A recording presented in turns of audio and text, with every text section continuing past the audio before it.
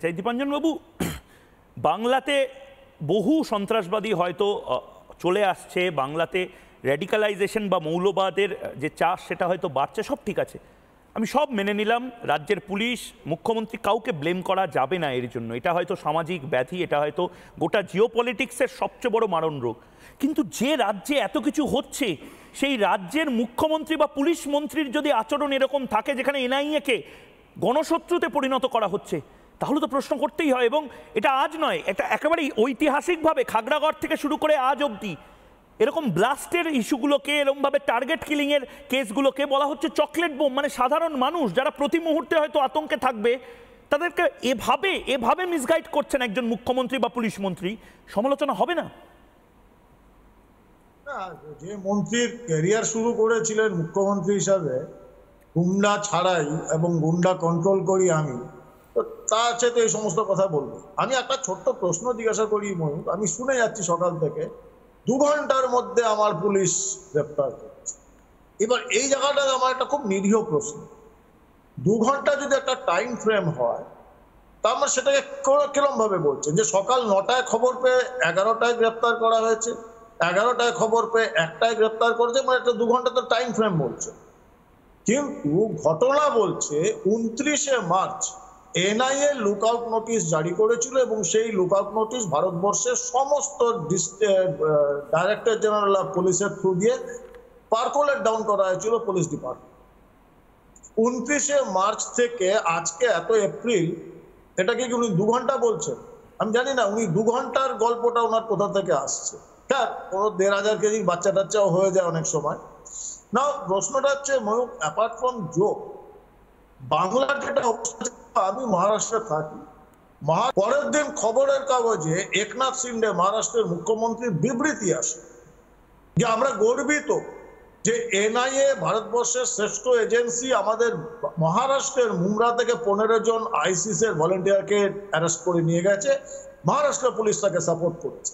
আর 15 জন আইসিসের volunteer আছে বলে আমরা রাজ্যবাসীকে জানাই আপনারা আতঙ্কিত হবেন না। যদি 150 বা 1500 হয়, আমার পুলিশ এনআইএকে বারবার সাহায্য করবে আর আমরা একজনকে ওখানে টিকে থাকতে দেবো। এটা হচ্ছে একজন মুখ্যমন্ত্রীর ভাষণ। বাংলায় উল্টো। আমি তো আজকে পশ্চিমবঙ্গ পুলিশকে ধন্যবাদ একটা কারণেই দেবো, কৃতিত্ব একটাই জিনিসই দেবো, যে ওনারা আজকে সঙ্গে ছিলেন, নয়তো হয়তো আজকেও এনআইএ অফিসারদের বিরুদ্ধে ওই 345, 354, 354B লেগে যেত, যে ওরা নাকি হয়তো ওই সন্ত্রাসবাদীদের বস্ত্রহরণ করে ফেলেছে। থ্যাংক গড সেটা মুখ্যমন্ত্রী বলেন না। প্রশ্ন হচ্ছে ময়ূক, যেটা আমি বারবার বলেছি, লোকে অনেক অর্গানাইজেশনের নাম বলে, এই আলোচনাগুলোতে অনেক টেরোরিস্টের নাম বলে, আমি এদের মনে করি মশা। এই মশারা আমাদের এসে কামড়াচ্ছে, মশাদের নাম হয় না। মশাটা জন্মায় কি করে? তার জন্য জমা জল দরকার হয়, যেটাকে আমরা কন্ডিউসিভ এনভায়রনমেন্ট বা সহযোগী পরিবেশ বলি। বাংলা এই সহযোগী পরিবেশটা তৈরি হচ্ছে। আগে বাংলায় পরিবেশটা তৈরি করছে সন্ত্রাসবাদীদের সেফ হেভেন হওয়া, খুব বড় কথা বলছেন আপনি। বলছি রাজ্য দীপাঞ্জন চক্রবর্তী, আমি দুবার এই কারণে জিজ্ঞেস করছি, কারণ রাজ্য পুলিশ আজকে যে টুইট করেছে, সেখানে রাজ্য পুলিশ নির্দিষ্টভাবে লিখছে যে বাংলা সেফ হেভেন নয় টেররিজমের। মমতা বন্দ্যোপাধ্যায় বলছেন বাংলা সেফ, তোর উত্তরপ্রদেশ, তোর গুজরাট কতটা সেফ, এই ভাষায় কথা বলেছেন। না না, দেখো ওসব তোর তো আমি ছেড়ে দিলাম। দেখো সবার তো ভাষা এক হয় না, ওটা শিক্ষা, সংস্কৃতি, বেড়ে ওঠা, এইগুলোর উপর ডিপেন্ড করে। তো ওই জন্য আমি কি শালা ওই কি কেন্দ্রীয় সরকারের খাবো, তারপর আবার বলছেন না এটা কমন ভাষা, আমার বলা উচিত হয়। হতে পারে ওনার কমন ভাষা, হতে পারে উনি প্রধানমন্ত্রী বা স্বরাষ্ট্রমন্ত্রীকে টুইটুকারি করছেন, সেটা ওনার রুচি, শিক্ষা, আমি তার মধ্যে যাচ্ছি না।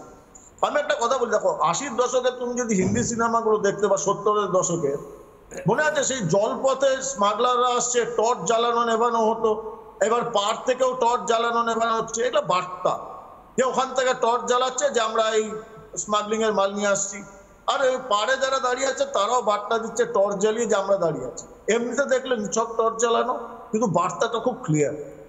আগে যেমন বার্তা হতো না, বড় বড় সততার প্রতীক, সাদা হাওয়াই চৌকি, সাদা শাড়ি, সেগুলো এখন বাংলা দেখা যাচ্ছে, ওটা একটা বার্তা ছিল। এখন বার্তাটা কিরকম? যেই র এসে ঢুকিয়ে দেবে, র আপনার বাড়িতে এই করবে, এনআইএ এর লোকেরা আসলে আপনারা কি চুরি পড়ে আছেন, এই একজন ভৃত্য বসু বোধহয় সম্ভবত নাম, খবরের কাগজে দিয়েছে যে এরপর এসে আপনার বাড়িতে ঢুকবে। না, অশিক্ষিত লোক, ওরা জানে না একটা বৈদেশিক এজেন্সি, ভারতবর্ষের শ্রেষ্ঠতম এজেন্সি। ভারতবর্ষের সুরক্ষা এই এনআইএ এদের ওপর জিম্মেদার, রেসপন্সিবল। তাদের সম্পর্কে বলছে বাংলায় নির্বাচনে এসে গ্রামে গঞ্জে ঢুকবে নাকি ভৃত্য বসু বলবো না তো কি বলবো। এইগুলো কিন্তু সাইলেন্ট বার্তা, এগুলো কিন্তু রাজনৈতিক মেসেজ নয়। এগুলো হচ্ছে এদের যে আকারা রয়েছেন সন্ত্রাসবাদী গ্রুপগুলোকে বার্তা দেওয়া যে আমরা আছি, প্রশাসন জনগণ কেউ কিছু বলবে না, সবাইকে আমরা কন্ট্রোল করব, তোমরা এখানে তোমাদের সেফ হেভেন বানাও। বাংলা বিকেম একটা গেটওয়ে। সারা ভারতের সন্ত্রাসবাদীরা তারা খেয়ে বাংলা হয়ে বাংলাদেশ মায়ানমার চলে যাচ্ছে, বাংলাদেশ মায়ানমার থেকে সন্ত্রাসবাদীরা গেটওয়ে হয়ে আসছে, মাঝখানে লঞ্চ প্যাড হিসেবে থাকছে। সেখানে এই ভুয়ো রেশন কার্ড একবার তৈরি হয়ে গেলে সেই রেশন কার্ডের ভিত্তিতে আধার কার্ড, প্যান কার্ড সব হচ্ছে, সারা ভারতবর্ষে তারা মিশে যাচ্ছে। আর ওই 15 দিন 20 দিন ভুয়ো কাজের জন্য এই বনমন্ত্রী বালু মল্লিকের, শেখ শাহজাহানরা বসে আছে। এটা যদি কন্ডিউসিভ এনভায়রনমেন্ট না হবে তাহলে আর কিসে হবে? এই জমা জলকে সরাতে হবে, সেটা বাংলার মানুষের সিদ্ধান্ত নিতে হবে। আমি দীপাঞ্জন, আপনি কি মনে করেন যে এই সেফ হেভেনটা এমনি এমনি হয় না? মানে মমতা বন্দ্যোপাধ্যায় যতই বলুন উত্তরপ্রদেশ কত সেফ, গুজরাট কত সেফ, কিন্তু বাংলায় আমরা হয়তো সেফ, কিন্তু তার পাশাপাশি এই বাংলাতেই, আবারও বলছি, এই বাংলাতে শেখ মুজিবুর রহমানের যে হত্যাকারী, তাদের মধ্যে অন্যতম একজন হত্যাকারী 25 বছর ধরে এই বাংলাতে ছিল স্যার, আব্দুল মজিদ বলে, সে আমাদের বাংলাতে ছিল। ইয়াসিন ভটকালকে কলুটোলা স্ট্রিট থেকে গ্রেপ্তার করা হয়েছিল ইন্ডিয়ান মুজাহিদিনের, তারপরে তাকে জাল টাকা সহ গ্রেপ্তার করা হয়েছিল, FICN এর কেস দেয়, কিছুদিন পরে সে বেল পেয়ে চলে যায়। এই বাংলাতে বারবার এই যে জমা জল এবং এই মশাদের বসে পড়া, এটার নির্দিষ্ট একটা মেকানিজম কি রাজনৈতিক নেতারা করে ফেলছেন? এটাই হয়তো বিপজ্জনক। সময় এসেছে এবার পা রেখে বলা যে না, আর এই ঢুকতে দেওয়া যাবে না। আপনি এটা একদম ঠিক বলেছেন। আমাদের আগে যেমন ইন্টারন্যাশনাল টেররিস্টরা পাকিস্তানে সবাই সেফ হেভেনে থাকতো, এখন সারা ভারতবর্ষের যত টেররিস্ট আছেন তারা হচ্ছেন বাংলাতে একটা সেফ হেভেনে রয়েছেন। তারা রিফিট, রেস্ট, রিল্যাক্স অ্যান্ড রিজুভিনেশনের জন্যে পশ্চিমবঙ্গকে দেখে নিয়েছেন।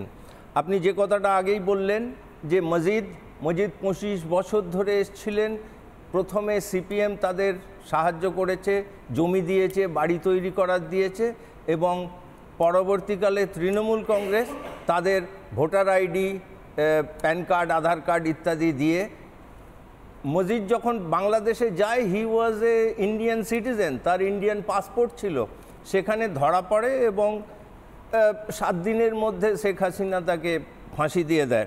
আমরা জানি সেটা, কিন্তু দীপাঞ্জন বাবু যে এইমাত্র একটু আগেই বললেন যে এই 2 ঘন্টার হিসেবটা কি, এই 2 ঘন্টার ইউনিটটা হচ্ছে, তিনি যদি মমতা ব্যানার্জি আজকে উত্তরবঙ্গে কোথাও বলেছেন, আপনারা দেখালেন এইমাত্র কোচবিহারে 2 ঘন্টা, কোচবিহারে 2 ঘন্টা মানে 1 মার্চ বোম ব্লাস্ট হয়েছে, 3 মার্চ NIA পেয়েছেন এবং 12 এপ্রিল তারা ধরা পড়েছে।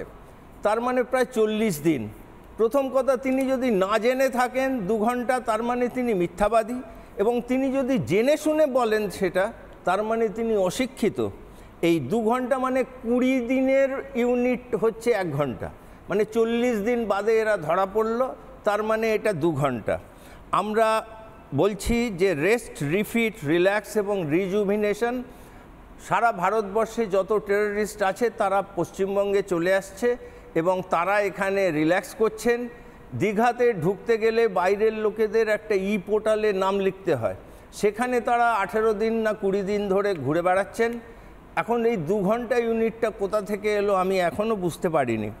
এখন সন্দেশখালি হচ্ছে একটা জায়গা নয়, সন্দেশখালি পশ্চিমবঙ্গে আরও অনেক জায়গা আছে, সেই রকম আমরা এখনও জানতে পারিনি, কিন্তু সেখানে রাত্রির বেলায় পিঠে বানানোর জন্যে আমাদের টেররিস্টদের কাছে মহিলা সাপ্লাই করছেন, এরকমও আমরা ধরে নিতে পারি যে রিজুভিনেশন এবং রিল্যাক্সের জন্যে এই টেররিস্টগুলো এখানে আসছেন। আমাদের পশ্চিমবঙ্গের পুলিশ যে এত নিকম্মা হয়ে গেছেন, এটা সত্যি অতি দুঃখের। মানে খাগড়াগড়ে আমরা দেখেছি যে মমতা ব্যানার্জি বাঁচানোর জন্যে যারা শেখ হাসিনাকে হত্যা করার জন্যে যেসব অর্গানাইজেশন তারা বোমা বানাচ্ছিল, নিচে আমরা সবাই জানি টিএমসির অফিস ছিল, ওপরে গ্যাস সিলিন্ডার ব্লাস্ট করে এবং মারা যায়। অজিত ডোভালের মতো লোককে এসে মমতা ব্যানার্জিকে বোঝাতে হয় যে না, এটা একটা ইন্টারন্যাশনাল টেররিস্ট অর্গানাইজেশন, আপনি এবার একটু চুপ করুন।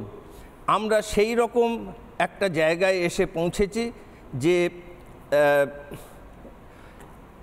আমরা এটা পশ্চিমবঙ্গে একটা সরকার এদের এই টেররিস্টদের সাহায্য করছেন। আমরা ভূপতিনগরে দেখেছি, আপনারা নিশ্চয়ই জানেন যে NIA is an anti terrorist organisation. এরা কোনো ইডি বা সিবিআই নয়, এরা মানে টেররিস্টদের ধরার জন্যে এনআইএ। সুতরাং সেখানে যে পুলিশ কেস করেছেন, যেটা অর্কবাবু একটু আগেই বললেন, যে লোকাল লোকেরা বলেছে পুলিশ তাদের কমপ্লেন করেনি এফআইআরে। সেখানে বলা হচ্ছে যে তারা রাত্রির বেলায় কেন এসছে, দিনের বেলায় আসতে পারত। একটা টেররিস্টকে ধরার জন্যে এনআইএ দিনের বেলায় আসবেন, একটা সম্পূর্ণ হাস্যকর একখানা আর্গুমেন্ট।